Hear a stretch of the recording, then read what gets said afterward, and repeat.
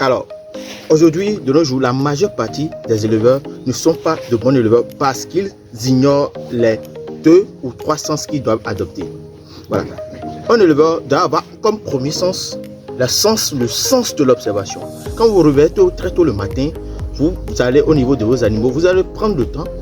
Il ne suffit pas juste de les nourrir, de leur donner des médicaments, vous devez les observer, connaître le comportement de chaque animal pour voir si est-ce que c'est toujours le même comportement chaque matin et autres. Et là vous saurez si vos animaux sont en mauvaise santé ou bien sont en plein état. Deuxième des choses, vous devez toutefois connaître, prendre le poids de vos sujets, les regarder de vue, voir ce que ça donne chaque fois. Si est-ce que ces animaux grandissent normalement, est-ce qu'il y a de perte de poids, est-ce qu'il y a de chétif là-dedans. Il y a tout cela que vous devez contrôler chaque fois.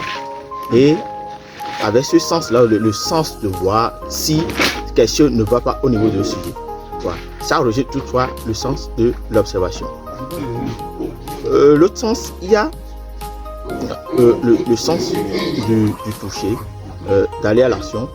Vous devez toucher de temps à autre, prendre le poids de vos sujets, aller toucher les animaux, essayer de prendre par eux pour voir s'il y a quelque chose qui va ou pas, et les compter, les prendre de poids et faire tout cela chaque fois. La chose qui est la plus capitale, et c'est pas quelque chose de sens ou pas, c'est l'investissement.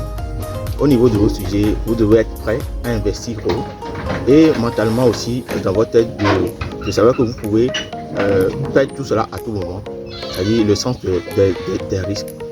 Vous devez prendre le risque et viser un peu plus haut aussi pour voir si ce que vous rêvez, est-ce que chaque jour que Dieu fait, est-ce que vous allez faire un petit pas pour atteindre cela en un temps. Voilà.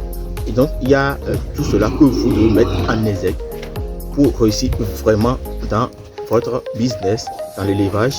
Et ça s'applique aussi à d'autres business. Voilà. Et c'est Dassis Touré, l'agronome de formation.